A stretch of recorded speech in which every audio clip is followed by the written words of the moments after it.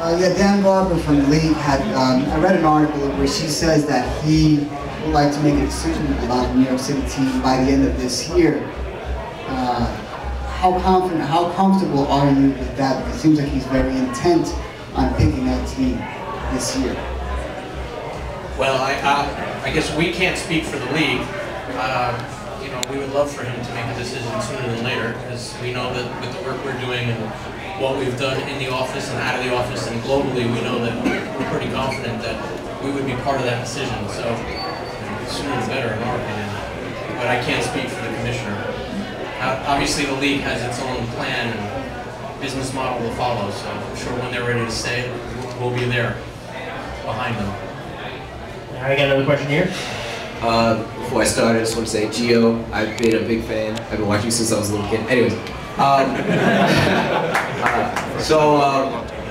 you know, by the time that, you know, Garber wants to make his decision, he said that he was going to actually be raising the fee to actually get into the league. And do you guys have the financing to get into that? And for Gio, how involved in the community are you guys? You know what I mean? What are you guys giving away free gear? Are you guys, you know, how involved are you guys? Gio's going to pay for everything.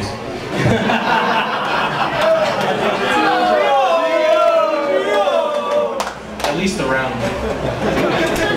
As far as the first part of your question, as the funding, we wouldn't be sitting here and we wouldn't be going around the world with Pele if we were ready to put down the money for a franchise fee and to build a stadium, because we're not going to be able to get the franchise without a stadium solution. So our business plan and our partnership group is ready to rock and roll. We're giving the green light. Good to meet you. Hi, what's up? Thank you. And definitely right now is starting with our academy. We have kids from all over New York, from Bronx, Long Island, Queens, everywhere. They come to our academy. We have about 600 kids playing right now for us. But we're going beyond. I just recently had a meeting with the people that are in charge of Flushing Meadow Park in order for us to be able to try to see more players there, to see what we can do for the community there, and as well, you know, for them to be able to enjoy some of the things that we're doing from our part. And that's just the beginning of what we want to do everywhere in New York City, because we want to touch every part, every community, and everybody is a part of what we're trying to do. All right. We got a question here. Yes, just two quick questions. One, just curious what the Manhattan location being considered is, and two, how important is it for the academy to be right where the stadium is, and would a plan B allow for them to be in separate, maybe close locations, something like that? All right, well, to answer the second part of that question, the building of an academy site with the fields for the academy and the potential area to stay overnight in it, that's part of the stadium build plan. So in our best case scenario, we'll have the land to have everything in one area, Cosmos country, if you will, and our academy kids will walk by the stadium where they'll aspire to play, and they'll practice with the first team, do everything that another academy elsewhere has the luxury of doing, especially in Europe, for instance. As far as the Manhattan site, Randall's Island is technically Manhattan, so that's the site that we've been specifically looking at, south part of the island. We got a question over here. Thanks for coming out, guys. Appreciate it. I think, Joe, you used the term future ownership group. You used that term? Did I? That's what it said. Something future ownership group. No, our group. Okay, so the ownership group now is the current ownership Correct. group. Yeah. Of the future team. Because there was some talk about outside money coming in, but you guys are all set. No, we're sorted. Actually, touch on one thing about the academy, because Gio was just talking about the academy a lot.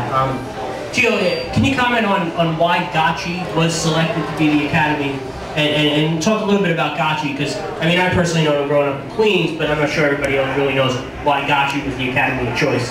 Okay, first of all, was a selection made prior to me coming to the organization, but one of the, so I want to say at the beginning, but one of the main reasons is because of where the academy is located, the amount of teams that they have, how much they have reached the New York area with the players, and how important it is to be able to be working already with kids that are 5 years old all the way through 18.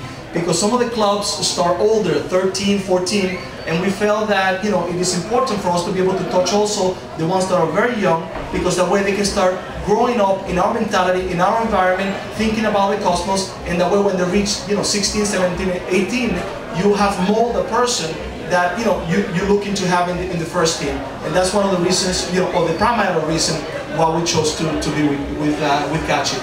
Also, Gachi is one of the teams that participate in the Development Academy. There are not that many teams that are right now participating in this great program that is now on the 4th year in developing players in the United States. There's 72 clubs in the New York area. There's only 4 teams: Westchester, Meadowville, Albertson, and used to be Gachi, now it's us. So that also was an important part, you know, why we chose Gachi as being part of us. And right now the way it's working is part Academy, and on the other side is BWG Cosmos, which is the club side, but everything's working, you know, very together to make sure that we have one idea and philosophy to develop the players.